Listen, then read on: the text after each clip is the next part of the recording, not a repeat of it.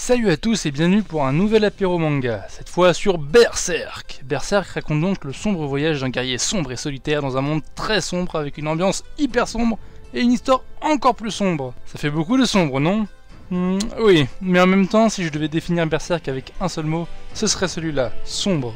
Pourtant, il n'est ni sombre dans l'excès, ni sombre sans raison. Pour annoncer la couleur, je vous le dis déjà, Berserk c'est bien.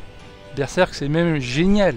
Si un manga peut avoir une note de 20 sur 20, c'est celui-là. Une histoire aussi travaillée n'apparaît que tous les 20 000 ans par pleine lune et seulement si un nain unijambiste est entouré de jambon. Et un monde aussi travaillé avec une telle ambiance, c'est encore plus exceptionnel. Alors oui, comme je l'ai dit, c'est sombre, mais c'est bien fait.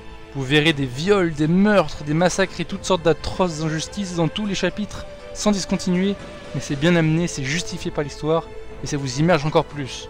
Un petit synopsis rapide et sans spoil serait que Berserk vous fait suivre la route de Guts, un guerrier qui s'est juré de pourchasser tous les apôtres, c'est-à-dire ceux qui ont pactisé avec les démons. À travers de cette quête impossible, on découvre un univers sombre, très détaillé et très prenant. Et si pour l'instant cela peut paraître bateau comme scénario, l'histoire de Guts, sa personnalité et son histoire font toute la qualité de ce scénario et le rendu est vraiment exceptionnel.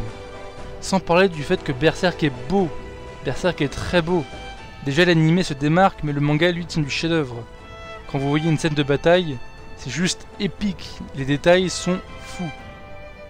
Si vous voulez vivre un véritable phénomène manga qui vous bouleversera, vous avez devant vous le meilleur manga possible. Mais préparez-vous à regarder des vidéos de chatons entre chaque chapitre et à dévorer tous les shoujo de votre petite sœur pour vous en remettre après coup.